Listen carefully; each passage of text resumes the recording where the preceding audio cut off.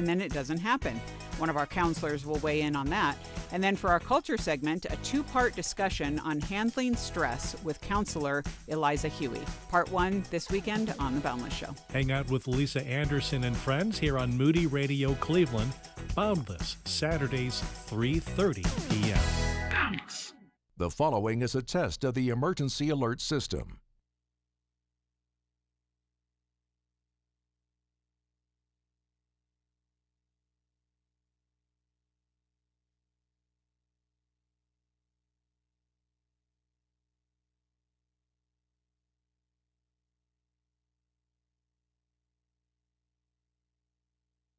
This has been a test of the emergency alert system, providing timely emergency warnings. This station serves Northeast Ohio and Northwestern Pennsylvania areas. This concludes this test of the emergency alert system, serving Erie, Huron, and Lake counties and beyond. This is Moody Radio Cleveland, WCRF Cleveland, WVMS Sandusky, WVML Millersburg, WVME Meadville, WVMN Newcastle, WVMU Ashtabula, or stream us anywhere with the Moody Radio app, other streaming services, and at moodyradio.org/Cleveland.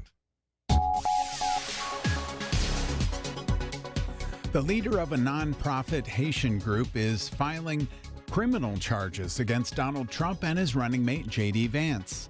It's 6 o'clock. I'm Ron Eastwood, Moody Radio News. The charges, made through an Ohio law that allows private citizens to file charges, were filed against both Trump and Vance as they made claims about Haitian immigrants eating pets in Springfield, Ohio. The co-founder of the Haitian Bridge Alliance says Trump and Vance have led an effort to vilify and threaten the Haitian community in Springfield. Applications are now being accepted for those interested in filling a new vacancy on the Akron Public Schools Board of Education. Board member Job Esau Perry tendered his resignation on Monday after accepting a position as a part-time magistrate. And a Stark County school went on a shelter-in-place protocol yesterday after the discovery of a round of ammunition inside a locker. The incident happened at Jackson Memorial Middle School.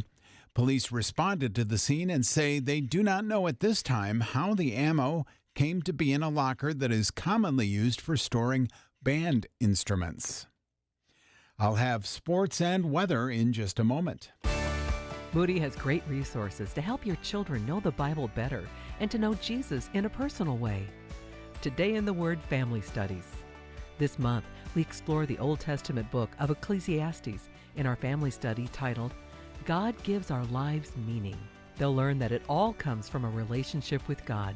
To get your Today in the Word devotional and free go-along family study, go to todayintheword.com. Spend time in God's Word together.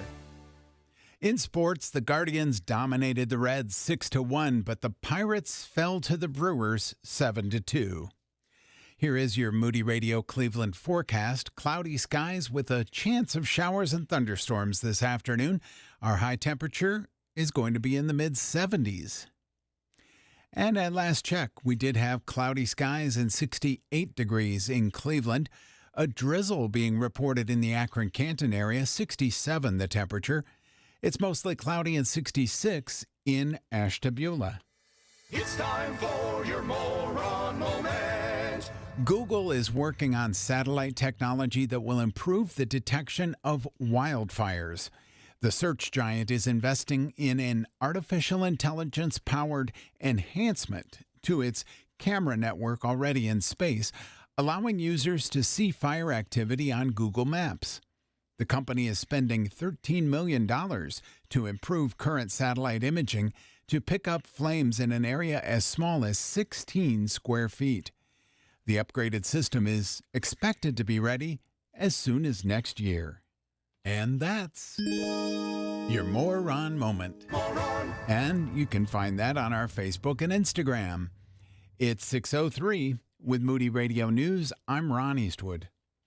Broadcasting live from the Bob Devine studio, it's Mornings with Brian. Want to join the conversation? Call or text now at 440-546-2255. It's Mornings with Brian on Moody Radio.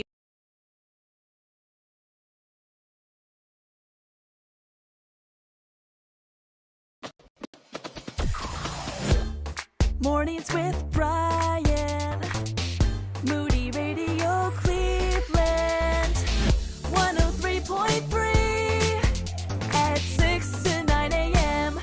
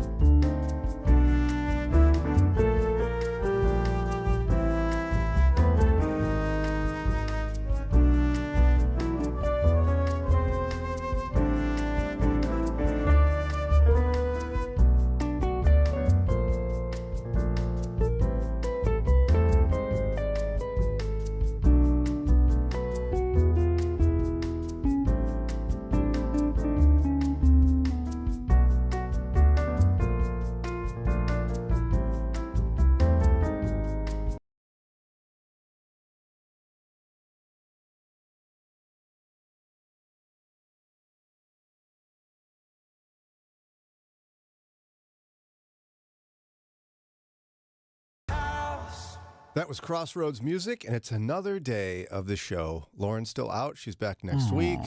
I know. It's painful, but we'll make it. Because Daria's still here, Ron. Yeah, Yay. of I course. am still here. Yay, We still Daria. got that girl. We've got part of that girl, at least, yeah. So tomorrow's the big day. Tomorrow's a remote broadcast from Bay Presbyterian Church in Bay Village. This time tomorrow we'll be there. waving at crowds probably, or I don't know what. But nonetheless, it's going to be, we'll be kissing babies. Drop by with any babies that are healthy for a big wet kiss. Shaking hands, kissing babies. Daria will be upset with us, but we'll do it anyway. Yeah. It's Key Ministries Mental Health in the Church Conference, again, tomorrow and Friday at Bay Presbyterian Church in Bay Village. Such an important topic to discuss. As in terms of churches not only reaching out in the community to get good resources and connect with people struggling with mental health, but to better be sensitive to the mental health issues facing their own congregations. And I really encourage all of you to go. I had a privilege yesterday for the first time to speak with one Kay Warren. Now, if you're not familiar with Kay Warren, you're probably familiar with Rick Warren. Yeah. The founder of Saddleback Church with Kay. He wrote Purpose Driven Life. And all that. And purpose-driven everything. Yeah. That's his, Gary Chapman has the 5 love languages, right. And Rick's got purpose-driven fill in the blank. What I found out years ago, we didn't talk about this, but I in my conversation with her yesterday, but I found out a number of years ago that the Warrens are reverse tithers. You heard of this concept? If you haven't heard of it, I know some of you listening may not have heard of it, but it's the idea where you give away 90% of your income and keep 10%. And they did that. That's it. It's impressive. It also shows how much money is coming in from all those books. That's right. I mean, let's just say you're bringing in, I don't know. Let's do a math problem. Okay. $100 million a year. Okay. That means you're giving away 90 million, right? Yes. And keeping 10. Yeah, which is still plenty to live on. I think it'd be okay. I think you'll squeak by, I think. Yeah, but you might be wondering, well, why is Kay Warren going to be, or why'd you talk to Kay Warren? She's going to be at the Mental Health in the Church Conference tomorrow. Right. At Bay Presbyterian Church. She's one of the featured speakers. Why would Kay Warren be there? Yeah. What's mental health to her? It's actually a deeply personal issue. I was humbled and honored to hear her share with me, and we'll share this conversation tomorrow on the air. She lives in California, so it's real early out there during our show. Yeah. Their son, Matthew, struggled for many years with major mental health struggles, with depression, suicidal ideation, and a number of years ago, died by suicide. And Kay shared with me openly the battle with that and how lonely it was when he was struggling because of how taboo the topic of mental health was in the church. And how hard it was for her to sit around when there were other moms trading stories of their kids' achievements. Right. And she would quietly get up and go to the bathroom and cry to avoid having to hear more about that as she knew her son was struggling. Yeah. And how the trajectory of her ministry changed when her son died. And it was beautiful to hear what the Lord's doing in their lives. And she wants to make sure that there is no shame surrounding this, that there's no that there's help available for people in the church dealing with this. And they're using their pain for God's glory, which is absolutely incredible. Yeah. And I can't wait for y'all to hear this conversation I had with Kay. We'll air that tomorrow between 8:30 and 9 as the conference gets started. Okay. But boy, what a privilege and what a wonderful woman. I mean, she's big time, and she didn't need to be nice to me, but she really was. We chatted off the air a bit, and it's just pretty powerful. So I'm excited for the conference. If you want to hear Kay talk in more detail about that experience she went through, go to the conference. For more information, you can get your registrations cared for or get the details by texting the word KEY to us at 440-546-2255. Text KEY to 440-546-2255, and hopefully we'll see you tomorrow. I'll have the privilege. I think I get to introduce her, and then I think I'll be leading a panel discussion she's on. Wow. So look at me. You can call me Captain Big Time. Or something like that. Something like that. Yeah, I'm sure. And then Dr. Rydelnik is out. He's wrapping up the Journeys of Paul tour for Moody Bible Institute. But Dr. Jim Coakley will be with us. He is a retired professor at Moody Bible Institute. He taught at Moody Bible Institute for over 20 years. And he's going to answer your questions about the Bible and the spiritual life. Yeah. 20 years, and he thinks that's enough to retire? Come on. Apparently. I'm sure he's still doing something. I don't know what. Yeah. But I tell you what, we already got a question for him. Oh, good. Cam, No surprise. about 5:30 every Wednesday. He's there. Cam, you're the man. So Cam already submitted his question for Dr. Coakley about the Bible and the spiritual life. What about you? You can submit those questions now. Text 440-546-2255 with your question. Text your question to 440-546-2255, and we'll set that aside. I had a little bit of a dad fail yesterday. Oh, no. It wasn't an epic dad It's fail. your first one, right? No, it's just like I have one a day at least. Yesterday, just the way things work out, like Sarah and I end up kind of coordinating one thing or another. With 5 kids, somebody's got to take the lead on a kid.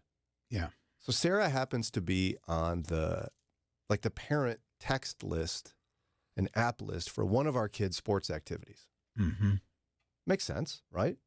My job yesterday in the family was to take this child to the game. Okay. So I got the information about where the game was from my wife. Thought I read very carefully where the game was. Uh-oh. Put the address in the phone. Plan everything perfectly. Arrive at the field. There's no one there. Mm-hmm. Because Dad didn't read the thing right. Okay. Did you get the time wrong or the address wrong? I read let's just say it was, we're in Brecksville right now. Let's just say it said Brecksville home. What that meant on the schedule was it's a home game for us at our home field against Brecksville. It's not at Brecksville's home. Okay. Oh. But I thought it was their home. So I went to their home. There was no one there. So I took my son to the wrong field. Uh-oh. He made it on time to the game, and he was so sweet to me. I was like, I'm so sorry, son. This is my mistake. Yeah. It was. I screwed this up. Ron, you probably never did this. You took your kids to games and everything. Oh, the initial practice for one of the teams several kids were auditioning for, trying out. I was late getting there because I didn't know where the field was. I thought I did. And I started, they just said it's down this road in Copley. And I'm like, oh, yeah, I know that. So I'm driving down the road and I'm not seeing this soccer complex that I expected to see.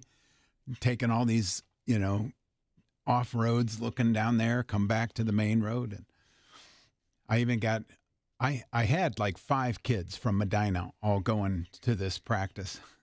I even got a text from one of the dads. Hey, I just got a call that we weren't there yet. What's going on? So you had a bunch of kids with you too? Yeah. Not just mine. There was several others. You're making me feel better. Yeah. I messed that one up pretty bad, but we got there. This happens. Mm-hmm. You're not alone out there doing your parent fail every day. I am too. It is 6:16, time for a quick break. When we come back, the New York Times had something they call the Midlife Marriage Tune-Up. Oh. I think it's good for any phase of marriage, but particularly for midlife. Dr. George Sweeting, 6th president of the Moody Bible Institute, is now with the Lord. The bottom line for him was he wanted to see people come to Christ. That was it. So he had a real heart for evangelism. Have you recognized Christ as your substitute who took your judgment so that you might escape the final judgment? Moody Radio presents Dr. George Sweeting, a tribute featuring Billy Graham, Jerry Jenkins, and many more. Listen on demand at moodyradio.org/Cleveland. Intensifying, increasing, up 388% in the United States. That's how law enforcement and Jewish organizations describe the rise in anti-Semitism since the October 7th attack on Israel. What is anti-Semitism and what fuels it? On Saturday, November 9th, Moody Bible Institute and Chosen People Ministries host the Summit on Opposing Anti-Semitism on Moody's Chicago campus. Discover practical ways to support the Jewish people and stand against hate. For more details, visit moodyconferences.com. You know, a lot of times you have to choose between something high quality or something that saves you money. But if you could get both, why not? Especially when it comes to healthcare, and that is MediShare. You get both. Many families save $500 a month with MediShare, and that's huge. But it's also true that people wind up way more satisfied, too. The member satisfaction rate for MediShare is double that of the typical health insurance plan. Double. That's because MediShare works. It has for more than 30 years. It's a community of Christians who have shared more than $5 billion of each other's bills. People love having telehealth. They love the huge PPO network. So Yeah, really, you can save a ton and like it better. Imagine being happy with how you're taking care of your health care. So if you're self-employed or part of the gig economy, or you just want a plan you're happy with, you can call right now and get a price in 2 minutes. Here's the number. Just call 877-58-BIBLE. That's 877-58-BIBLE. 877-58-BIBLE. Keeping your eyes on Jesus in a changing culture can be difficult. Let us help. It's Mornings with Brian on Moody Radio.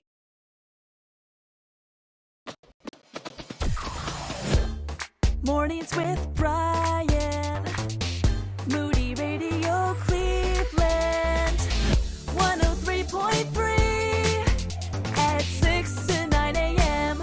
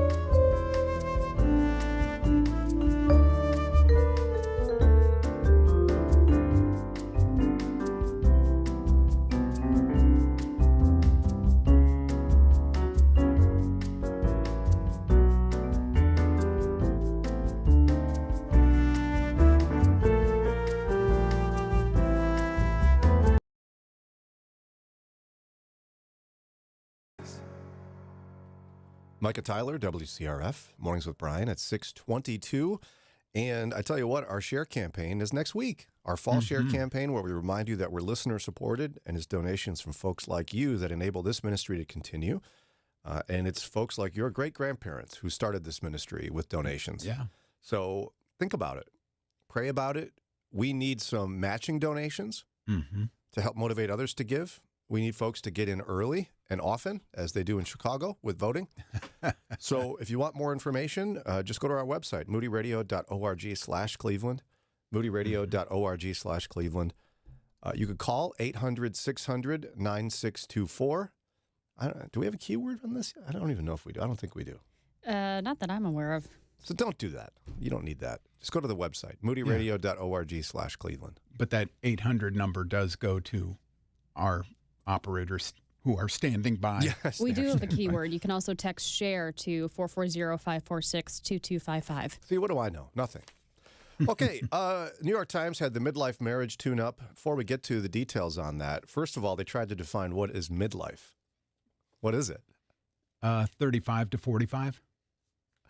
Whoa, you're cranking that down low, Ron Eastwood. Well, if you're going to live between 70 and 90, the mid would be the middle. So you're saying it's a math problem? Yeah, pretty simple. Daria? Yeah, technically, since average life expectancy is, I think it's like 73 to 78, technically midlife would be 35 to 40-ish. Look at you two and your math. Is it solely based on math in your mind? Midlife? Yeah. I mean, that's how I define it, even though I know most people define midlife as like 40 to 50. So, according to the New York Times, midlife land... Start that over. Middle-aged land somewhere between 36 and 64, or maybe 40 to 60, depending on who you ask. Huh. See, I think there's some non-math factors that would contribute to a phase of midlife that isn't related to math. Okay. So, like they say, maybe you're grappling with new aches and pains or brain fog. Mm-hmm. I'm like me. I complained about that earlier this week. I think it was both. Like, I cannot do the same things I used to do without pain. It's just so frustrating. Because my brain is still... I'm not foggy yet, I don't think. No, you're probably not. You're pretty crisp. Oh, Ron. Daria was silent. Maybe you're having an identity crisis. I think it has a lot to do, if you have children, it has a lot to do with, you know, the phase of life your kids are in can create a midlife scenario. Don't you think, Ron? I can see that as you enter into the empty nest era of your marriage, that can create a crisis of sorts. Did that feel midlifey to you when your kids were all grown? I suppose it did. I just kept plugging along, you know. You're so easygoing.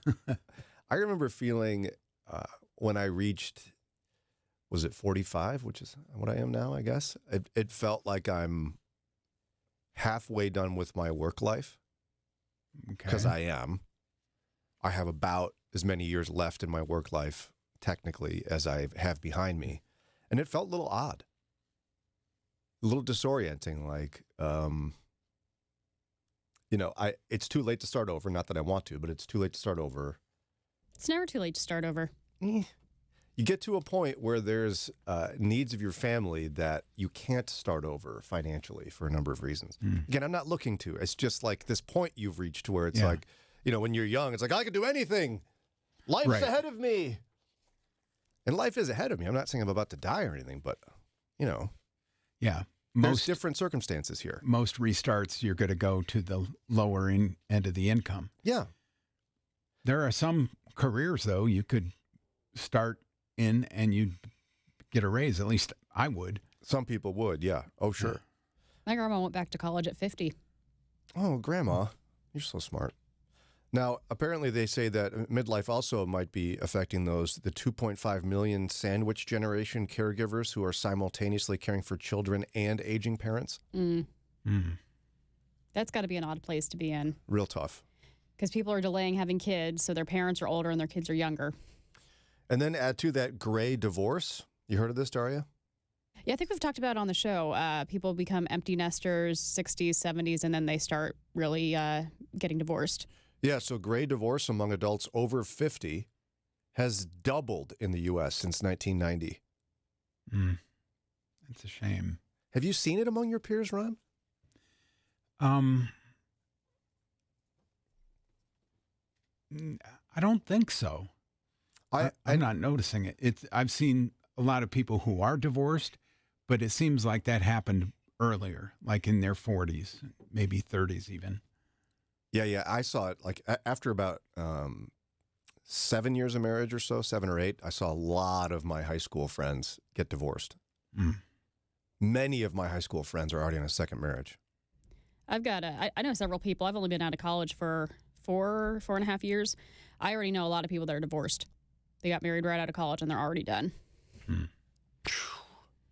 Which is why my contention is, the New York Times calls this the midlife marriage tune-up.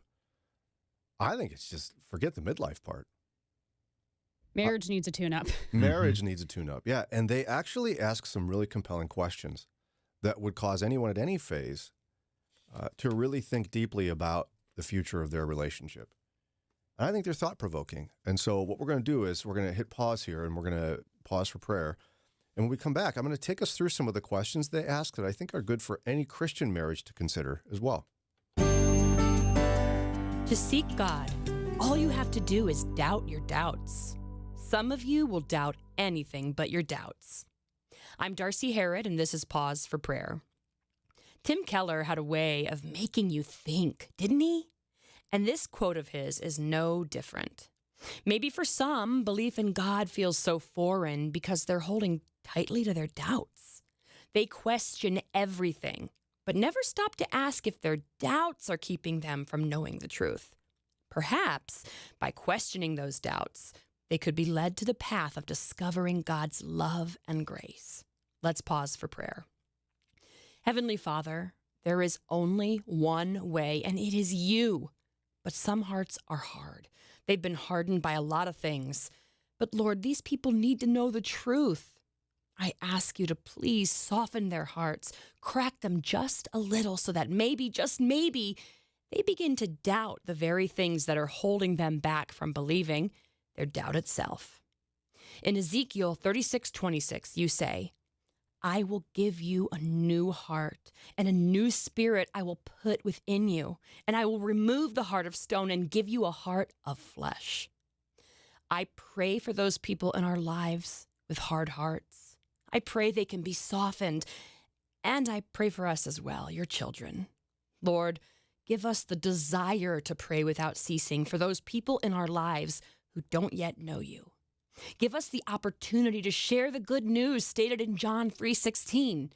For God so loved the world that he gave his only Son, that whoever believes in him should not perish, but have eternal life.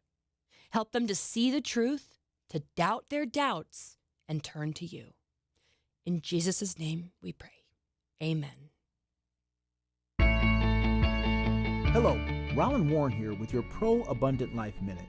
Have you ever heard the pro-choice expression, no womb, no say? It's used by activists to prevent men from expressing their opinions about abortion. But recently, the pro-choice movement has been violating its own rules by mobilizing men to be more vocal in their support for abortion. Through this effort, the pro-choice movement has exposed an ugly truth about its ideology. Several activists have said that men should be in favor of abortion because it makes them more free. Of course, this is a freedom without responsibility. But sadly, it's a freedom that leaves women in bondage to the physical, emotional, and spiritual consequences of abortion, as well as millions of aborted babies. And that's not the kind of freedom that any man should have.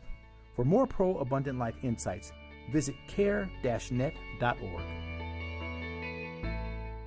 Are you looking for candid conversation from a biblical perspective? You found it. It's Mornings with Brian on Moody Radio.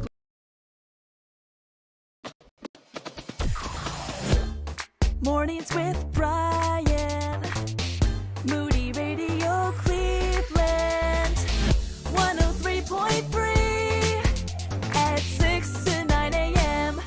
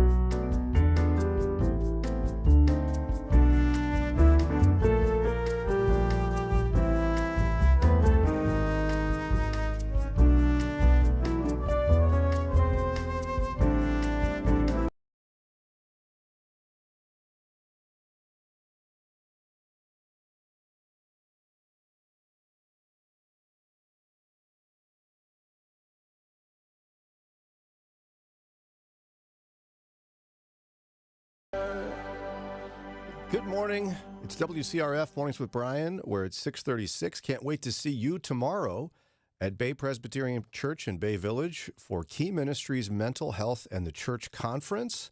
They're issuing a call to ministry leaders, pastors, church staff, volunteers, family members, and interested Christians in the issue of mental health and the church.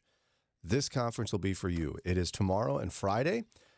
We'll be there broadcasting tomorrow morning from Bay Pres, and then I'll be doing the emceeing, the panel discussioning, and all that business both days. So I can't wait to see you there. If it's not too late to get registered, text the word KEY to 440-546-2255. Text KEY to 440-546-2255.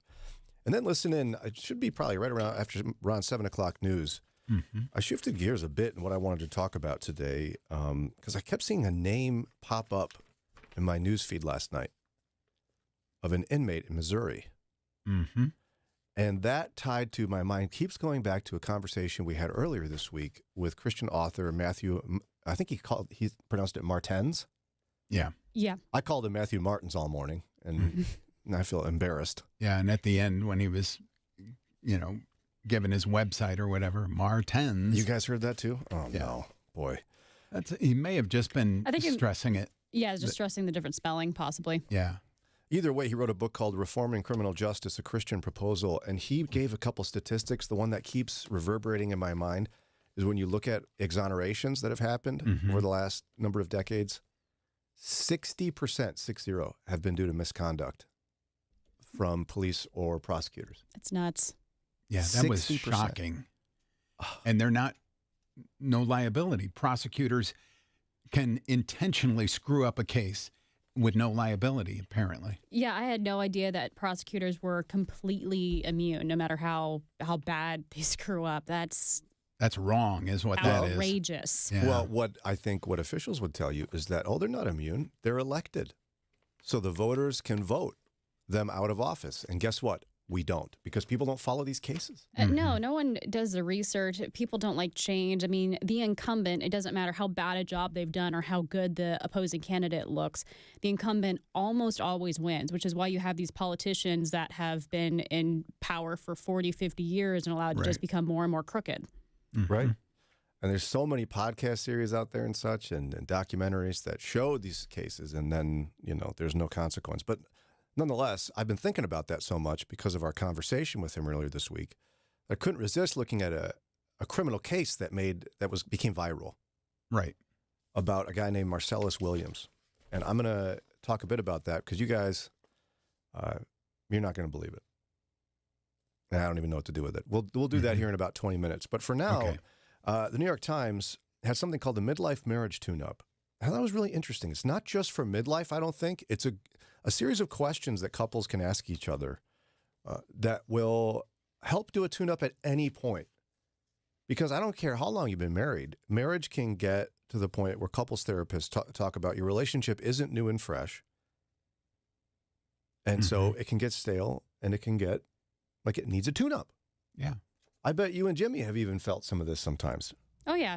You get to a point where you start coasting. We never really had a honeymoon phase just because the little curveballs life threw at us. So I think everybody could use a tune-up. Now, specifically for married couples in their 50s and 60s, they've been married probably for a number of decades. If they had kids, they're not consumed by domestic demands anymore. Like if I gave you, my life right now is, I'm a family administrator. All of my mental energy is on our schedule and driving and cooking. I can't even imagine what life would be like if I got home and I was responsible for me. You're chuckling. Yeah, because it's quite different. And so what happens is a lot of couples get disoriented at that time in their marriage relationship. So one of the questions they're encouraged to ask for a marriage tune-up is, what is our next chapter? Yeah, that's really good. From what I've observed, I think a lot of people, they get to the point where the kids are moving out of the house and they're like, okay, that's it for us. Time to just wait till we die. And no, you've still got decades with this person that you committed to love forever. You've still got decades to have new adventures. To even sit across from a table with each other. and say, what is our next chapter? As in, what's our big hopes and dreams as a married couple? Do we want to move to a new city? Do we want to travel? Do we want to, I see a lot of retired folks or folks when they're empty nesters, want to get a motorcycle. the Harley trike. You see a lot of older couples on the Harley trike. I was going to say, better be 3 wheels. One set of my grandparents-in-law did this, and it's like, gotta love them, but it looks as ridiculous as it sounds. They're in their late 80s. Oh, awesome. I actually love that. Yeah. Because Sarah and I can see the finish line in some respects with the kids all growing up, and it's still a ways away, but we've occasionally been like, that does look kind of fun. Get a Harley trike and go drive everywhere because we don't trust ourselves with 2 wheels. Right. Yeah. Maybe you want to throw yourself into a hobby or learn a new skill.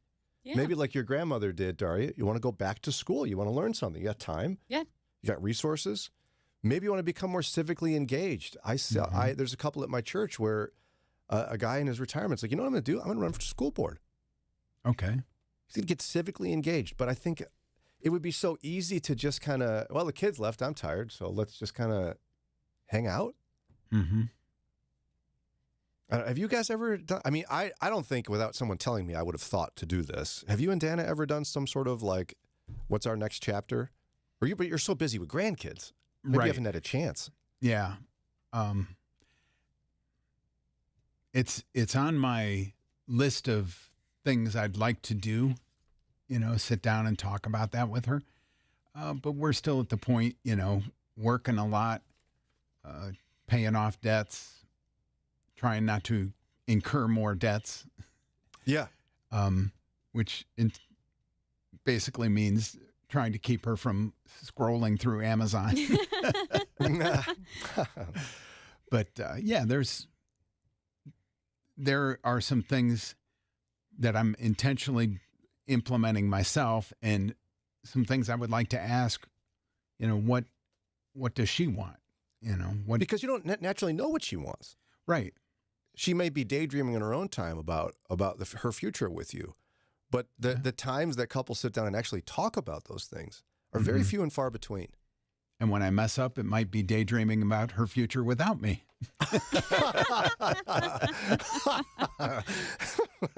But yeah, I mean, sometimes it's just having the right question. Right. You just go on a date night, sit down at a restaurant. That one question could captivate an entire evening. Yeah.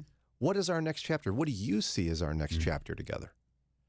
Another question to ask, I like this one. What skills have we developed? What skills have we developed as a couple? Rather than focus on your problems, like maybe you have positive communication skills you've developed. Maybe you're good at listening without interrupting. Maybe you're good at apologizing. Like, can we as a couple sit down and go, okay, we need a marriage tune-up. What are we good at? What are we doing well? Mm-hmm. And maybe we can just double down on that and get better at it. Yeah, that's good. Far too often, we're always trying to improve something. Yeah. Which goes to the next question, which is a harder one, where you really have to ask yourself this one if you want a marriage tune-up is, how do I contribute to our problems? Ouch. Yeah, that's a hard one. And if you really want to go for it and it's safe to ask, you might ask your spouse to share 1 or 2 ways in which you are difficult to make for their relationship. Like, how are you difficult in the success of the relationship? Mm. You got to have the right environment. Maybe you want to get a third party involved. Mm-hmm. You want to really pray before you start. But a lot of times we have blind spots. Oh, yeah, absolutely. True. What am I doing to contribute to our relationship not growing in this new phase of life? It's a tough question to ask. There's a few more I want to cover, plus some more fun to have, and then we'll get to that Missouri case I want to talk about in a few minutes as well. Right now, though, time for a quick break on WCRF.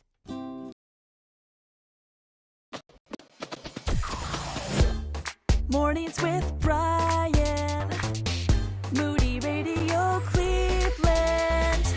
103.3 at 6 to 9 a.m.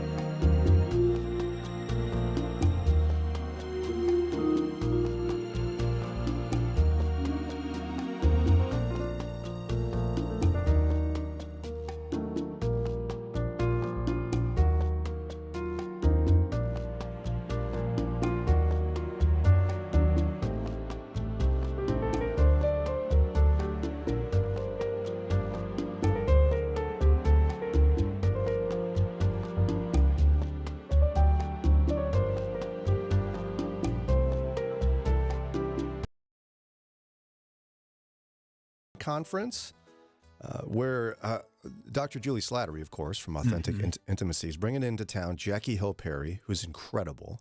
And they're going to talk about how knowing Jesus really does change everything we know about how to navigate sexuality. The conference is coming up October 18th and 19th at Grace Church in Middleburg Heights.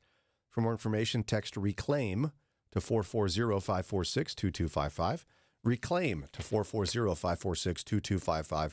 And then listen in, because at 7:30, Dr. Slattery will be with us. We'll chat a bit about that and issues tied to it. For now, I thought this article from the New York Times, it's called The Midlife Marriage Tune-Up, was quite good.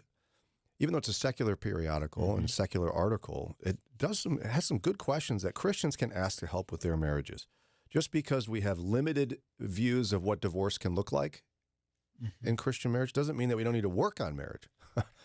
In fact, I would argue that many Christian marriages need a tune-up. And what they say in the midlife marriage tune-up, again, midlife is probably that phase where your kids are growing up and you become empty nesters. Okay. Somewhere in your 50s and 60s, somewhere around there. And one of the things you got to ask for the tune-up is this: what are we modeling for our children? Because people seem to forget sometimes that you're still a role model even when your kids are adults. Mm-hmm.